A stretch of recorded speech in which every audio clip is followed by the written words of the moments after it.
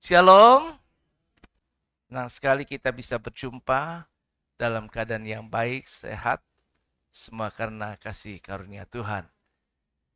Bapak Ibu Saudara yang Tuhan kasih dan berkati, hari ini kita akan kembali melanjutkan pada waktu terakhir saya sampaikan firman Tuhan di minggu ketiga di bulan September.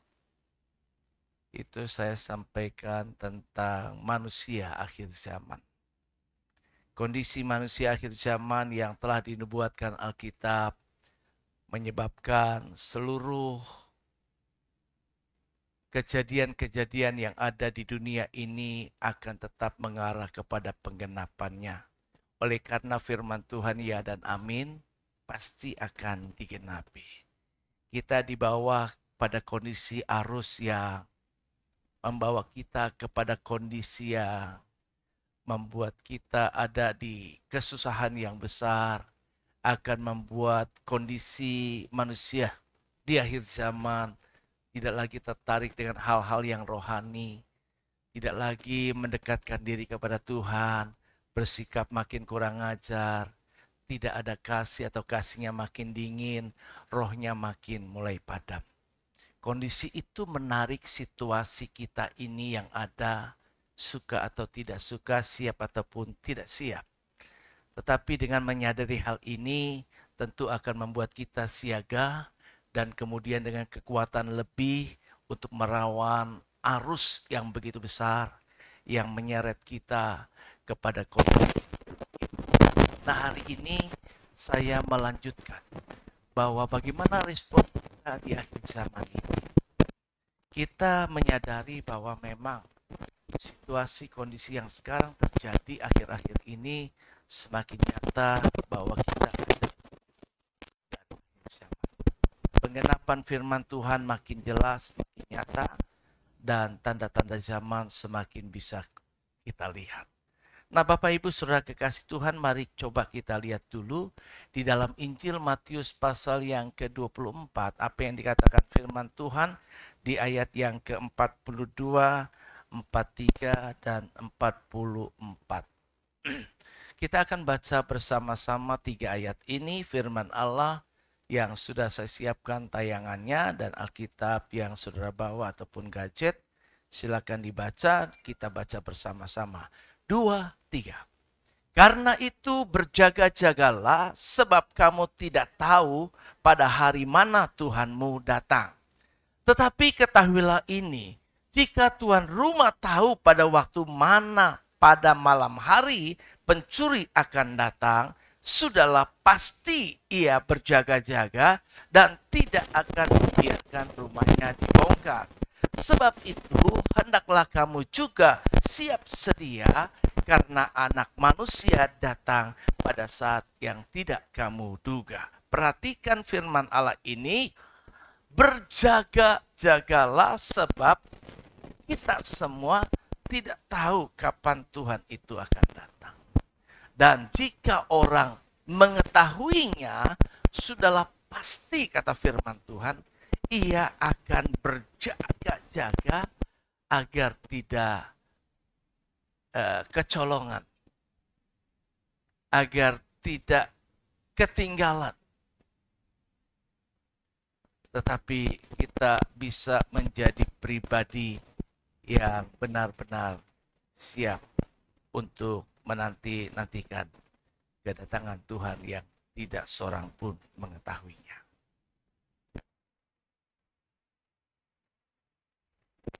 Nah, Bapak Ibu Saudara yang Tuhan kasih, kita ini berada di kondisi dunia yang terus bergejolak ya. Dunia sedang berguncang dalam berbagai aspek kehidupan dan kita bisa lihat beberapa waktu yang lalu sangat gencar dan cukup lama, lebih dari setahunan perang Rusia Ukraina yang terjadi, ketegangan yang masih tetap berlangsung sampai saat ini di Timur Tengah ya. Krisis moral seperti meningkatnya gerakan LGBTQ+, kemudian mulainya banyak pergaulan yang bebas, nilai-nilai keluarga yang makin merosot, nilai-nilai moral hal yang semakin kompromi. Kemudian bencana alam yang terjadi waktu yang lalu kita sudah mengalami masa pandemi, kemudian kita masih mengalami dan akan terus mengalami perubahan iklim yang ekstrim yang terjadi.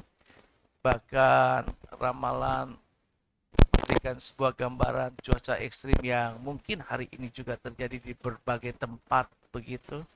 Dari mulai hujan sedang sampai kepada hujan yang lebat. Ada banyak persoalan-persoalan yang dihadapi ya. Gempa bumi di berbagai tempat. Yang mungkin sekarang kita masih bersyukur di tempat di mana kita tinggal, kita masih tetap dalam keadaan yang baik. Dan semoga atas kasih karunia dan perkenan Tuhan, kalau boleh kita masih tetap dalam keadaan yang baik-baik. Nah, masalahnya di sini apakah saya dan saudara ini sungguh siap menyambut kedatangan Yesus Kristus yang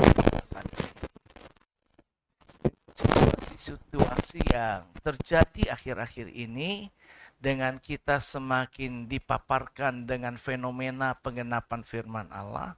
Apakah kita menjadi orang Kristen yang tetap mau biasa-biasa saja? Atau kita benar-benar seperti yang pesan tema retreat, sekali lagi saya sangat terkesan. Kita diajak untuk level up. Kita diajak untuk mengupgrade diri, meningkatkan diri. Supaya kehidupan kita ini makin boleh dipersiapkan agar dipandang layak untuk sebuah kerajaan surga. Nah, masalah-masalah yang kita hadapi bahwa yang pertama kita bisa lihat dunia ini memang kondisinya makin tidak pasti. Waktu berjalan sekarang ini begitu cepat ya. Jamnya kita ini makin cepat banget dalam 24 jam. Sehari berlalunya begitu cepat. 5 menit yang kita lalui sangat cepat sekali begitu ya. 1 jam bahkan begitu cepat. Sampai kepada kita lihat waktu kembali lagi kita sudah hampir di penghujung tahun. Ya, usia nggak berasa. Makin lama tanpa terasa kalau ngelihat kulit mungkin sedikit mulai keriput. Ya, ternyata kita berubah. Kita kepengen tetap muda. Kita kepengen tetap awet begitu ya. Tapi kita nggak bisa melawan kondisi alam. Bahwa alam bergerak maju dan membuat segalanya berubah jika kita tidak bisa membawa diri dan menyiapkan diri kita di situasi-situasi seperti itu, maka kita akan menjadi orang yang tertinggal. Ketika semua menjadi tidak pasti, dengar firman Allah berkata, Matius pasal yang ke-24 ayat 6 dan sampai 8 berkata begini, kamu akan mendengar deru perang atau kabar-kabar tentang perang. Namun berawas-awaslah, jangan kamu gelisah. Sebab semuanya itu harus terjadi. Tetapi itu belum kesudahannya. Sebab bangsa akan bangkit melawan bangsa. Dan kerajaan melawan kerajaan. Akan ada kelaparan dan gempa bumi di berbagai tempat. Akan tetapi semuanya itu barulah permulaan penderitaan menjelang zaman baru. Nah, bayangkan kalau Indonesia satu ketika menghadapi perang. Mengerikan sekali. Sekarang kita dengar, kita jadi pendengar kan, perang di sana sini yang masih terjadi. Ya amit-amitlah kalau boleh ya Indonesia baik-baik aja begitu ya. Atau setidaknya selama kita masih hidup itu berlangsung baik-baik saja begitu ya. Coba bayangkan kalau nuklirnya itu negara yang punya nuklir dikirim ke Indonesia, habis sudah kita ya. Tiba-tiba kita sudah berpulang ke rahmatullah begitu ya. Kemana lah begitu ya, maksudnya ke rumah Bapa. Tapi masalahnya kita tahu nggak, siap nggak waktu kita pulang itu benar-benar pulang ke rumah Bapa atau ke rumah yang lain begitu. Nah, itu yang salah. Nah, bagaimana kita diajar? Yaitu, ya sudah, gak perlu panik, jangan gelisah kata firman Tuhan. Tetapi tetaplah mari kita sama-sama, yuk berjaga-jaga. Makin dekatkan diri kepada Tuhan, makin fokus hidup untuk Tuhan. Karena kita percaya, hidup yang sekarang kita hidupi ini cuma sementara. berapa lama kita bisa bertahan hidup. Ya, usia kita kan makin tambah, kan? Mau nggak mau, ya, satu ketika karena alam kita dituai, dipanggil pulang juga, begitu kan? Tetapi kalau kita berharap kita yang ada di generasi yang sekarang makin jelas berada penggenapan akhir zaman itu, ya moga-moga masih ada waktu buat kita untuk benar-benar mempersiapkan diri dan kalau boleh nanti kita mengalami pengangkatan. Ya. Nah, itu yang pertama, dunia nggak pasti kok. Yang kedua, banyak loh penyesatan dan pengajaran palsu yang ada beredar di dalam, belum ya. Di dalam kehidupan kita hari-hari. Matius 24 ayat 4 dan 5. Jadi kitab Injil Matius banyak berbicara tentang akhir zaman. Jawab Yesus kepada mereka, waspadalah supaya jangan ada orang yang menyesatkan kamu. Sebab banyak orang yang akan datang dengan memakai namaku dan berkata, akulah Mesias. Dan mereka akan menyesatkan banyak orang. Kalau saudara tidak cukup dibekali dengan dasar firman Tuhan yang cukup, apalagi di era AI. Kemarin saya investasi waktu hampir seharian, jam 9 sampai jam 5 itu ikut Zoom. Ikut Zoom Meet, pembelajaran tentang AI.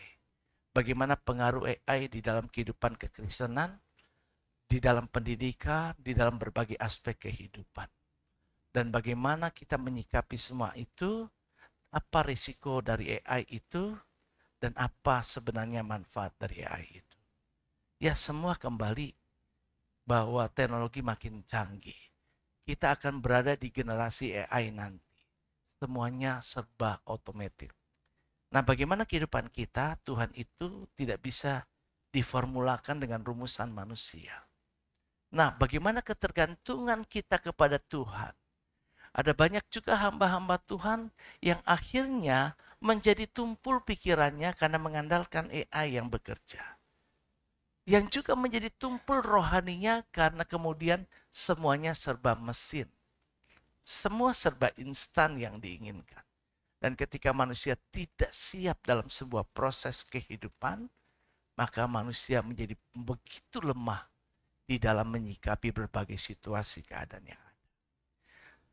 Nah, ada banyak sumber-sumber yang disediakan. Bisa tanya Mbak Google. Ya. Nah, kita bergantung kepada Mbak Google, kita bergantung kepada AI, kita bergantung kepada teknologi untuk menyajikan informasi yang kita cari, yang kita butuhkan. Kemarin saya ada tanya dalam chat, tetapi tidak dijawab seorang pun juga. Bagaimana jika AI itu yang adalah mesin, teknologi, yang diinput manusia, pengumpulan database, berbagai data sumber dari berbagai macam, kekayaan data yang begitu banyak. Apakah data-data tadi juga benar-benar mengambil data-data dari semua doktrin yang ada dari berbagai denominasi yang ada di dunia ini? Jika ada denominasi tertentu yang diambil dan menjadi sumber tertentu menjadi jawaban, maka saudara jika sebuah doktrin itu tidak tepat dan itu diberikan sebagai jawaban dan saudara mempercayai, saudara akan tersesat dengan jawaban-jawaban tadi. Tidak seorang pun dari itu yang bisa menjawab pertanyaan saya. Saudara-saudara, mari kita lihat bahwa kita perlu untuk itu supaya kita ini tidak terombang-ambing dengan berbagai pengajaran yang bisa menyesatkan. Maka penting buat jemaat itu menjadi menjadi jemaat yang tertanam. Jika saudara berpindah-pindah, jika saudara tidak mendapat sebuah, kalau pendeta saja, pendeta, pejabat, jika dia tidak punya rumah tempat dia berada, hisap di sebuah gereja, maka dia pasti dipanggil dan dipecat. Artinya semua manusia, semua jemaat, sekalipun dia seorang pendeta, dia harus berada ditanam di sebuah gereja. Di mana dia berteduh, di mana dia ada. Di mana dia berjemaat. Gak bisa dia jadi pendeta yang saya cuma tahu pelayanan di sana, sini, dipanggil sana, sini. Tapi saya nggak tahu rumah saya di mana. Tidak bisa. Apalagi juga jemaat. Ada banyak alasan yang membuat kita sepatutnya tertanam di gereja lokal. Salah satu alasan adalah bahwa untuk menjamin kita mendapat kepastian pengajaran yang benar. Dan adalah tugas seorang gembala untuk memastikan bahwa ajaran-ajaran firman Tuhan yang diajarkan oleh siapapun juga itu adalah ajaran yang sesuai dengan kebenaran. Dan itu adalah bagian dari seorang gembala. Dan bagi seorang hamba Tuhan tamu tidak pada tempatnya untuk mengajarkan doktrin di sebuah gereja di mana dia bertamu. Karena itu adalah porsi gembala untuk mengajarkan. Seperti halnya seorang orang tua di rumah. Orang tualah yang harusnya mendoktrin anak-anaknya. Jika ada orang tua lain mendoktrin anak saudara dan dia lebih percaya sama doktrin orang lain daripada doktrin orang tuanya, bayangkan gimana rasanya. Dia akan menjadi orang yang tidak akan menghormati orang tua, dia akan berontak dan lain sebagainya. Begitu juga dengan kita. Jadi yang pertama tentu mari makin melekat, makin tertanam. Kemudian makin belajar dan pegang kebenaran firman. Ya, kita ini perhatikan, ada banyak kok dari berita-berita yang saya juga dengar. Bahkan ada yang berani menubuatkan Tuhan kapan datang. Saya belum dapat tuh WA-nya. Katanya ada belum lama ini meramalkan pakai tanggal ya. 23 September yang lalu. Udah dari dulu tuh. Saya pernah dengar, dari tahun 70-an saya pernah dengar. Sampai saya hitung diri saya, waduh, udah mau kiamat, gue belum kawin. Begitu kan. Kalau boleh gitu loh. Iya kan dulu kan, ya namanya anak muda kan. Begitu kan, pasti pikiran gitu kan. Wah kalau boleh jangan dulu gitu loh kan. Tapi orang berani, sebegitu beraninya. Nah yang penting sekali lagi bahwa saya saudara ini tidak dapat surat keputusan dari Allah yang mengangkat kita menjadi tim perencana. Tidak ada SK-nya. Kita ini bukan tim perencana kedatangan Tuhan. Yang merencanakan kapan Tuhan akan datang. Tapi kita ini masuk dalam tim penyambutan. Kita harus siap-siap untuk menyambutnya. Bahkan ada mahkota yang Tuhan sediakan untuk orang-orang yang menanti-nantikan kedatangan Tuhan. Mahkota itu khusus diberikan buat orang-orang yang menanti-nantikan kedatangan Tuhan. Karena ada 5 mahkota. Bukan yang kita tahu cuma mahkota kehidupan. Tapi ada 5 mahkota yang Tuhan sediakan buat setiap orang yang percaya. Nah, mari kita berjaga-jaga peka terhadap tanda-tanda zaman. Dan itu sebabnya saya ingin mengingatkan kita beberapa tanda zaman yang ditulis oleh Alkitab. Yang pertama kita bisa lihat tadi sudah dibahas penyesatan atau Mesias palsu. Ada ayat-ayat referensinya, ada peperangan antar bangsa dan kerajaan, ada kelaparan dan bencana alam, ada penganiayaan dan kemurtatan. Jadi mungkin nanti ada orang-orang Kristen yang jadi bisa murtad begitu. Akan bangkitnya kembali negara Israel. Negara Israel ini bukan untuk kita contoh teladani, tetapi Israel menjadi kiblat untuk tanda zaman, di mana orang percaya akan melihat tanda-tanda zaman yang terjadi, bagaimana yang terjadi di Israel. Ya, kemudian akan terjadi kehancuran ekonomi dunia. Jadi nggak heran nanti penggenapannya ekonomi makin sulit, akan datang masa yang sukar, manusia akan dikendalikan, siapa yang mau ikut aturan, ya kan ya, maka dia bisa masih hidup. Tetapi yang tidak ikut aturan, maka dia pasti akan habis. Injil juga harus diberitakan di seluruh dunia sampai nanti semua orang harus mendengar Injil, baru kedatangan Tuhan selesai akan datang. Nah, semua ini bukan untuk menakutkan, tetapi menyadarkan kita akan semakin siap dan setianya diperlukan di dalam hidup kita. Nah, kita akan berada pada keadaan di mana ada dua tahap kedatangan Tuhan. Ada tafsiran orang yang mengatakan satu kali Tuhan datang saja, yang kedua kali sudah selesai. Dan ada doktrin yang mengatakan juga dua kali. Dan GBI dan saya pribadi meyakinkan sesuai ajaran firman itu dalam dua tahap. Tahap yang pertama kedatangan Tuhan itu dia ada di awan-awan. Waktu Yesus datang ada di awan-awan, maka kubur-kubur itu manusia yang tadi menanti-nantikan hidup dalam kebenaran, hidup dalam perkenanan Tuhan, itu akan diangkat hidup-hidup. Ya, semuanya tertinggal. Pakaian, barang-barang, apapun yang dia miliki, yang sudah dia coba kumpulkan dengan susah dan payah, bahkan dia prioritaskan demi untuk mengejar semuanya. Tidak ada yang bisa dibawa. Lepas. Gitu. Kemudian tubuh manusia ini, yang terdiri darah dan daging, diubah menjadi tubuh kemuliaan.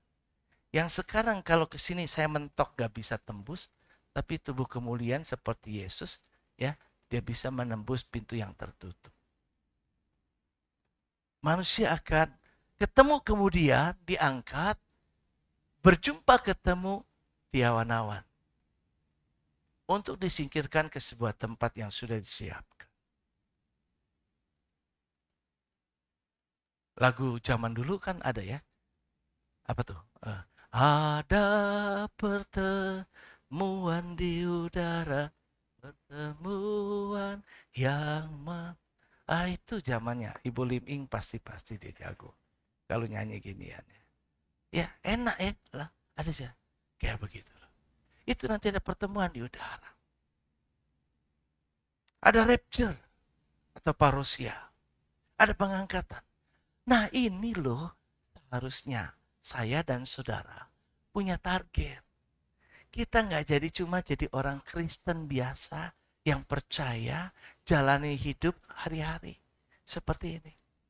Tapi kita kepengen jadi orang Kristen yang sekarang menyiapkan hidup dan diri kita agar kita bisa menjadi bagian yang diangkat tadi, tidak ketinggalan.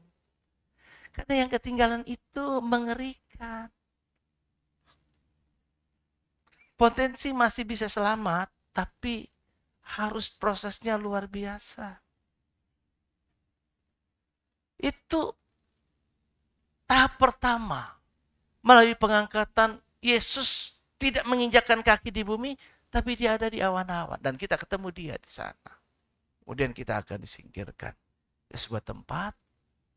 Dan setelah itu, kemudian kita akan mengalami masa kesukaran yang besar.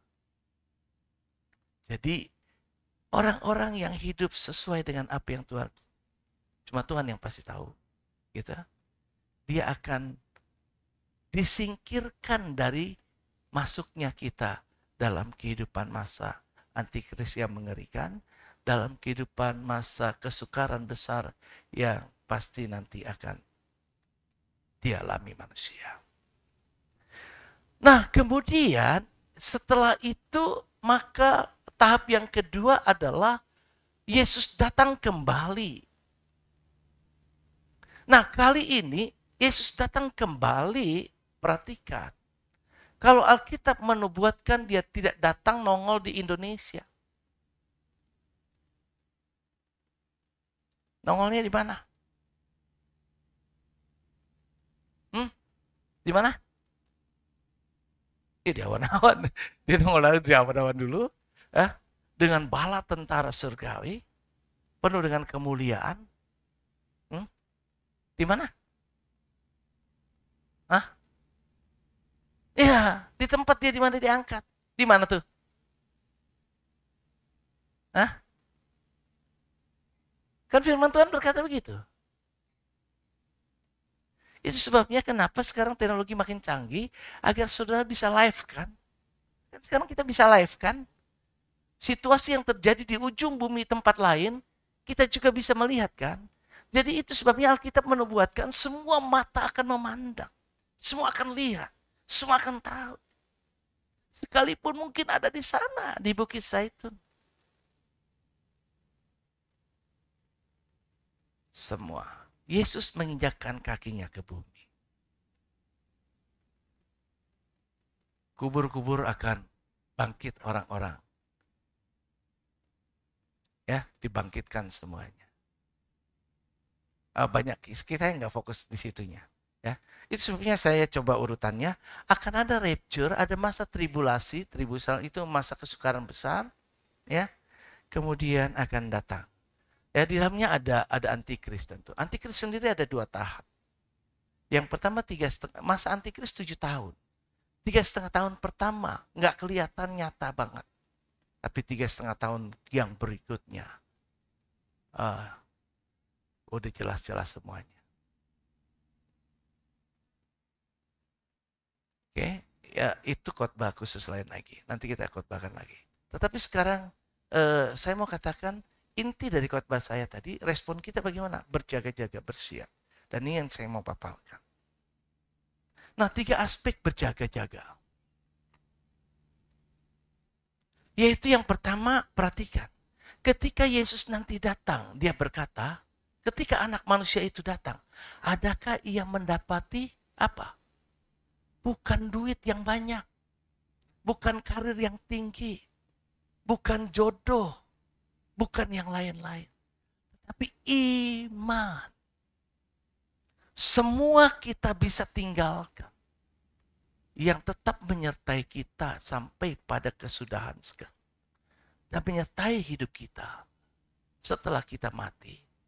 Itu cuma iman kita yang bisa kita bawa. Yang lain tidak bisa kita bawa. Karena itu yuk mari kita perhatikan aspek iman ini. Jangan sampai kita menjadi tawar hati. Jangan sampai kita kurang percaya. Melainkan tetap percaya meskipun badai datang. Kesusahan datang. Proses hidup makin susah. Tetap setia. Jangan biarkan kekecewaan, ketakutan, tekanan dunia itu menggoyahkan keyakinan kita. Tapi kita dalam situasi apapun, di kondisi naik dan turun hidup kita ini, tetap kita percaya sama Tuhan. Maka layaklah baru kita nyanyi lagu sekali Yesus tetap Yesus. Jangan cuma kita bisa nyanyi sekali Yesus tetap Yesus, tapi ketika dunia menawarkan lain, demi kelangsungan hidup kita mudah beralih meninggalkan iman percaya. Saya sangat terkejut waktu retreat kan kemarin saya sampaikan apa ya, waktu di malam api unggun. Saya sampai minta dukungan doa buat seorang yang baru saja telepon dengan saya dan saya doakan. Seorang muslim yang pindah kepercayaan keyakinan dan terima Yesus. Dituntun dalam penerimaan kepada Tuhan dan mengalami situasi yang gak mudah di tempat bekerja dan dalam kehidupannya. Sebagai single parent yang ditinggalkan oleh seorang istri dengan ada seorang anak yang hidup bersama dengan dia. Berat baginya. Tapi waktu itu dia WA saya, mohon dukungan doa Pak buat saya. Akhirnya saya coba minta waktu untuk telepon. Nggak cuma jawaban doa, saya doakan. Seminggu setelah retreat. Berita mengejutkan buat saya itu, sampai saya nggak percaya. Ada katanya yang mengaku saya kakaknya. Si A, saya, karena ini direkam saya tidak menyebut nama. Mau informasi bahwa waktu itu saya terima WA-nya hari Sabtu. Setelah seminggu setelah retreat. Kemudian dia informasikan bahwa yang si I ini, adiknya, sudah meninggal. Gak percaya. Tanda tanya saya, beneran meninggal? Ada sesuatu yang terjadikah dengan dia? Sampai akhirnya, sekarang WA-nya udah gak bisa lagi. Saya hubungin udah gak bisa lagi. Karena setiap pagi kan saya kirim, apa yang saya kirim renungan kepada saudara, saya kirim juga ke anak-anak binaan. Saya punya ada beberapa anak binaan dari CBN Solusi yang diberikan kepada saya untuk saya bina. Jadi kaget. Dan saya berharap demi mempertahankan iman mungkin ada hal yang harus dia pertaruhkan dalam hidupnya. Yang kedua, karakter kita. Karakter yang ada melekat pada diri kita ini juga akan menjadi bagian yang kita bawa setelah kita dipanggil pulang.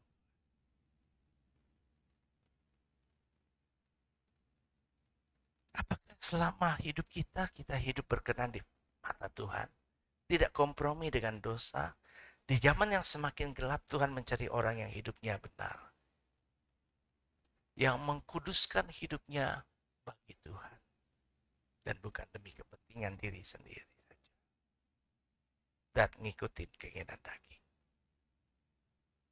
Karakter-karakter ilahi seperti Yesus, itu yang dicari oleh Tuhan.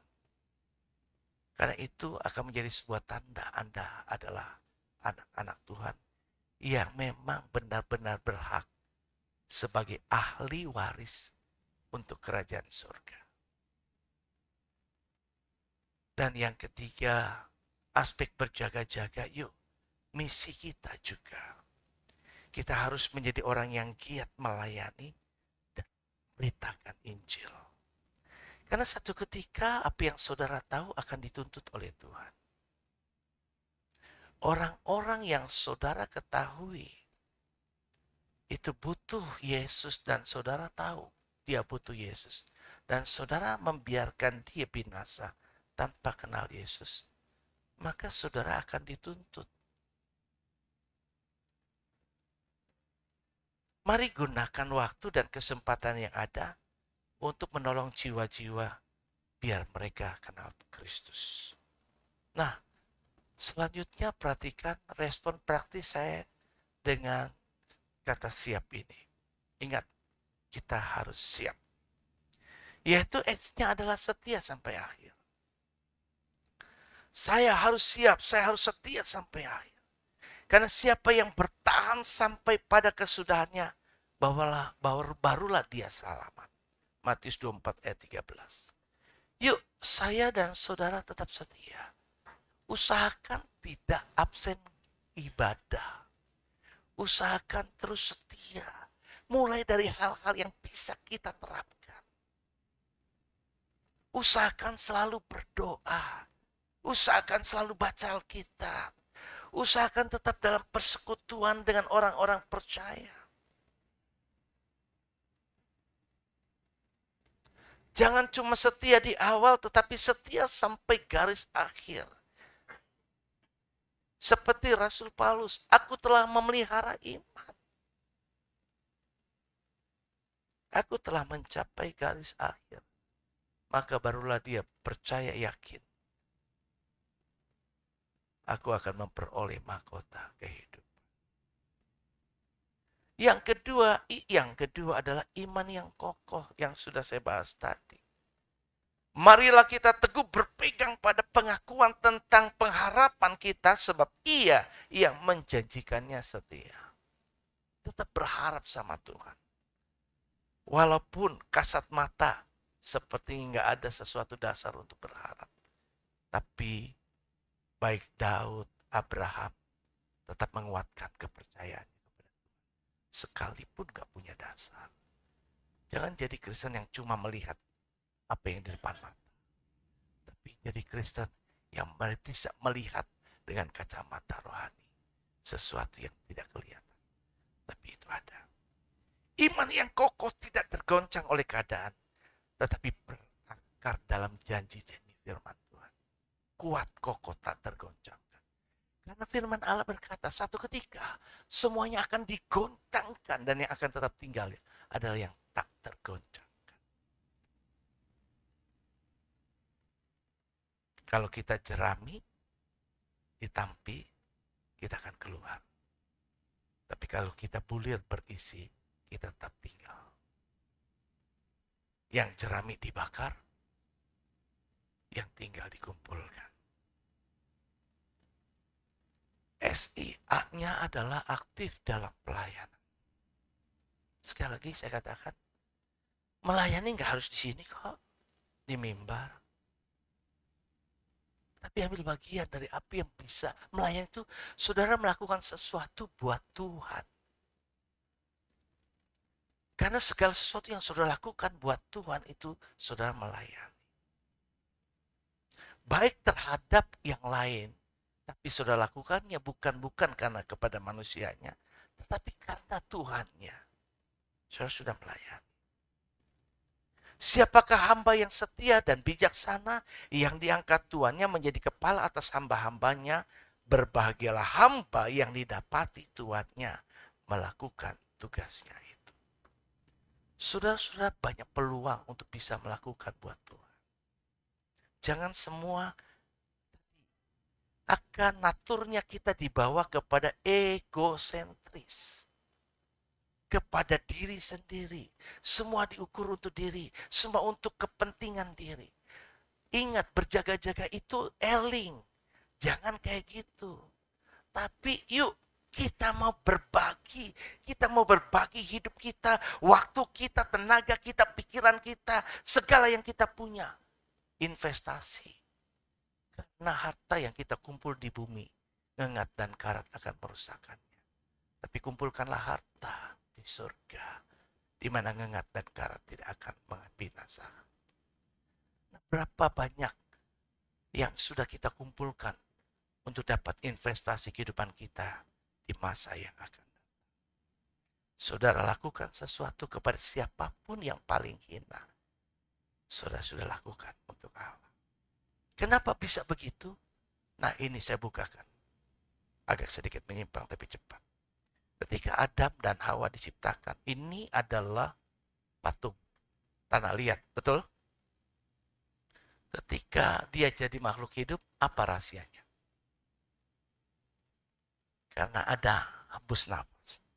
Dihembus, ditiup. Nafas itu seperti kita nafas begini atau bukan? Maksudnya. Roh. Roh Allah ada tinggal di sini. Saudara itu punya roh Allah. Di dalam diri kita ada roh Allah. Artinya kita punya Allah. Ketika kepunyaan Allah diambil, saudara mati. Saudara nggak punya apa-apa. Jadi jika saya melakukan sesuatu untuk Samuel, saya sudah melakukan untuk Allah loh. Karena Allah di sini. Ya, supaya kenapa nggak boleh kita menghina orang siapapun juga, serendah apapun juga. Segala sesuatu. Maka kan di Matius 25 ya. Kapan Tuhan telanjang, kapan Tuhan begini, kapan Tuhan itu begitu kan? Tapi segala sesuatu yang kamu lakukan untuk orang yang paling hina, engkau sudah melakukannya untuk aku. Kenapa Yesus berkata begitu? Karena ada roh Allah di dalamnya. Ada Allah di dalam dirinya.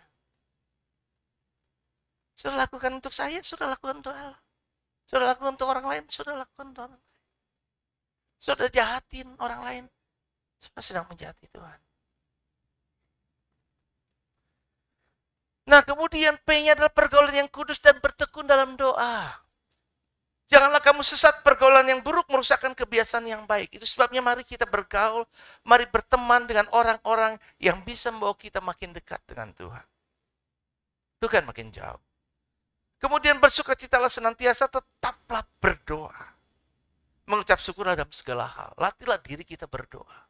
Orang Kristen mau masuk surga kalau nggak suka doa? Nggak bisa. Nanti di sana sudah pasti minta pulang. Gua nggak betah. Sudah nggak betah dalam hadirat Allah.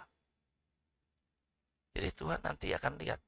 Kasihan ya. Daripada kamu nggak betah, gua taruh aja di neraka.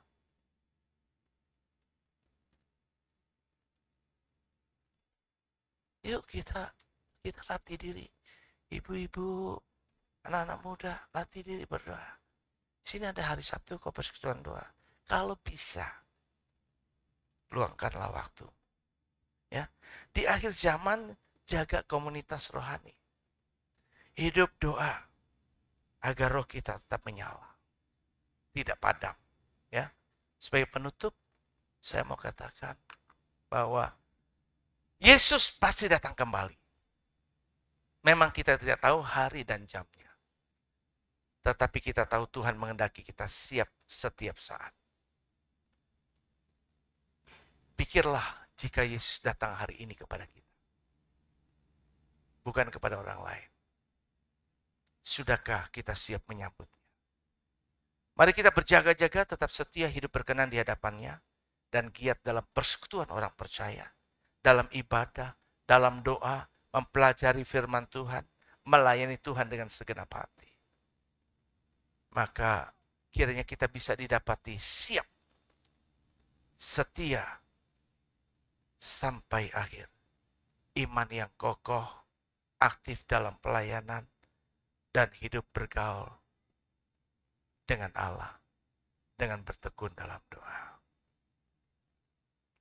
Dengan demikian, maka kita akan menyongsong Tuhan datang kembali kali yang kedua dengan cara yang layak dan berkenan kepadanya. Maranatha, datanglah Yesus. Tuhan memberkati. Mari kita bangkit diri.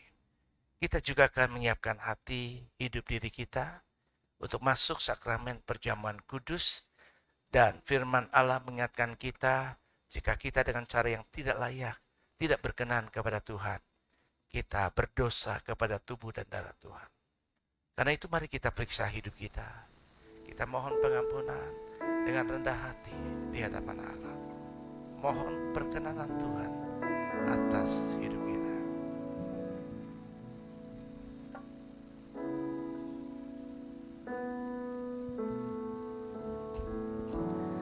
Lagu zaman kuno dulu, ada satu lagu pujian yang saya suka. Zaman sekarang berjagalah. Lihat dunia bergelora. Gitu ya. Bisa? Zaman sekarang berjagalah. Lihat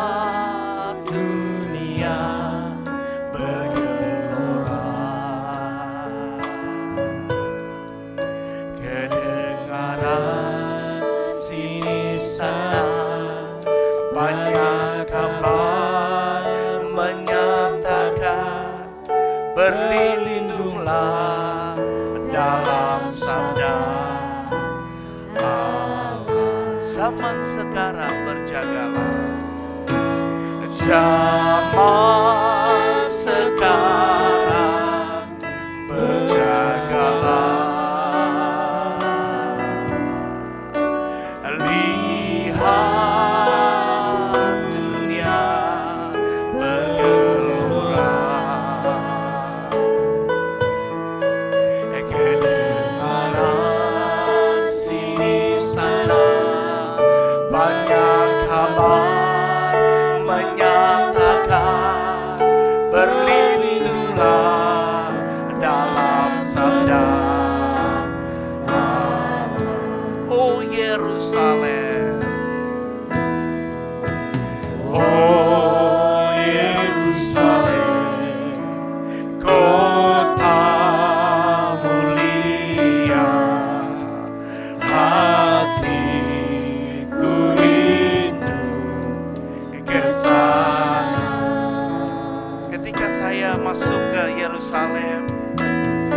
menaikkan lagu pujian ini, rasanya merinding sekali. Sebuah kota suci di mana Yesus pernah tinggal, menginjakkan kaki di bumi. Dan untuk itu Yerusalem baru kita nantikan. Satu ketika Tuhan nyatakan, kita berkumpul, Allah akan mendirikan kerajaan 1000 tahun. Dan orang-orang yang layak di hadapan Allah akan turut memerintah. Dan mari kita menjadi orang-orang yang ada menjadi bagian di dalamnya.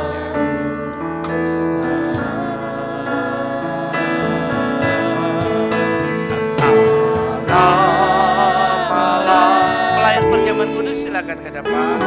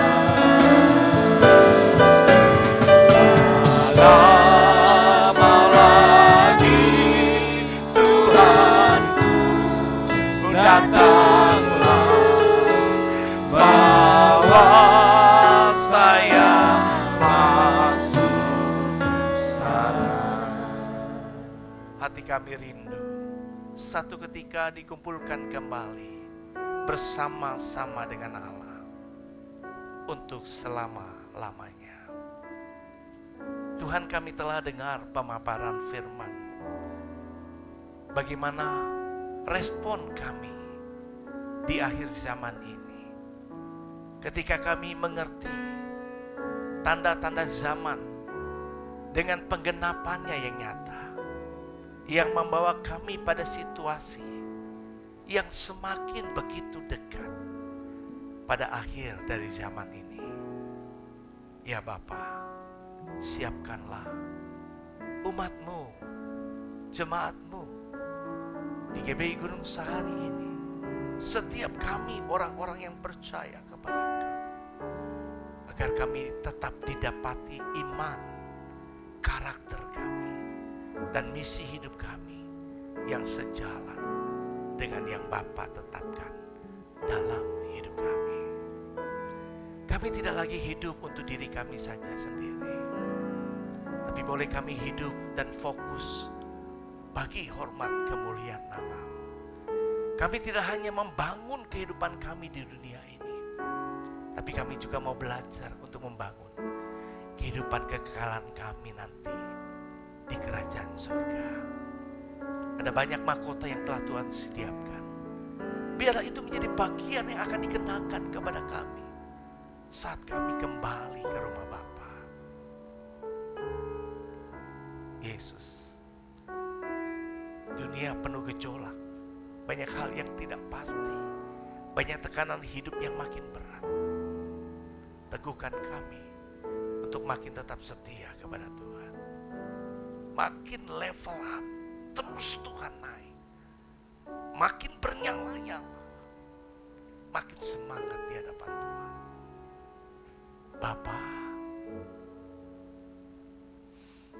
ini kami dan jemaat-Mu di GBI Gunung Sahari. Kami menyerahkan ke dalam tangan Tuhan. Engkau Allah yang mengasihi kami. Peliharakan setiap domba-domba-Mu, agar kami semua dipersiapkan layak untuk kerajaan surga. Terima kasih Bapa, terpujilah namamu. Sebentar kami akan masuk dalam sakramen perjamuan kudus. Kuduskanlah setiap kami, ampuni kami akan semua dosa salah kami. Perkenankan kami di hadapan Bapa untuk menerima roti dan anggur yang adalah lambang tubuh dan darah Kristus yang telah dikorbankan untuk menjadi penebusan buat kami. Kami orang-orang yang berpengharapan untuk menerima terus keselamatan yang telah Tuhan karuniakan.